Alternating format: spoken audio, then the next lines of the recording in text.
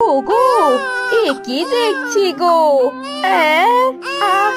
আমাদের ঘরে একটা বাচ্চা।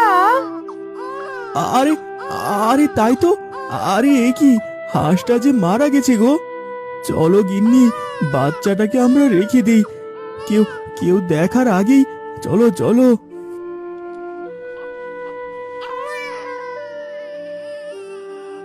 এসব কি দেখছি গো?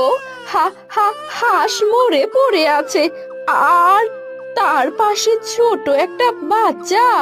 তা তা তুমি হাঁসটাকে কবর দিয়ে দাও গো, আর আমি বাচ্চাটাকে কিছু খাওয়ানোর চেষ্টা করি। মনুর বউ ছোট্ট একটা বাচ্চা পেয়ে অনেক খুশি হলো। এরপর থেকে তারা ছোট্ট বাচ্চাটাকে লালন পালন করতে লাগলো।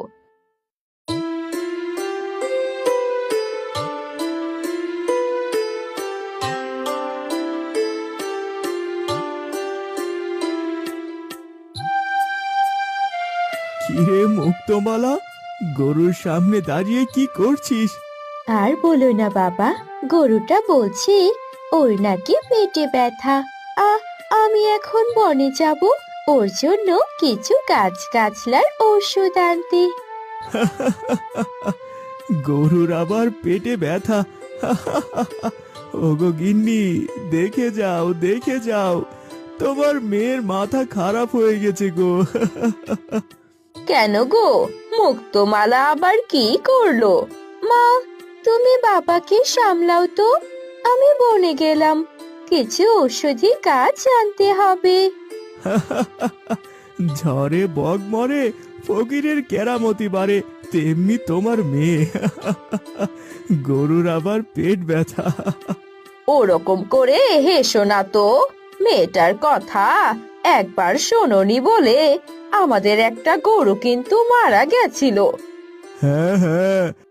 এদিকে মুক্তমালা তাদের গরুর পেট ব্যথার ঔষধ আনতে জঙ্গলের দিকে যেতে লাগলো। পথে মুক্তোর সাথে একজন লোকের দেখা হলো।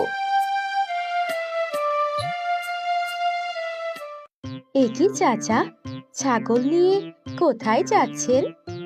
হ্যাঁ হ্যাঁ, আর বলিস না মা, 3 মাস হলো না নতুন বাচ্চা দিয়েছে, এর মধ্যে আবারও ছাগল ছানা দিবে, সারা রাত ডাকাডাকি করে।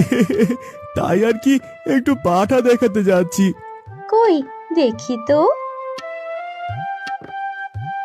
কিরে মুক্ত, ছাগলের সাথে কিসের কথা বলছিস? চাচা, আপনার ছাগলটা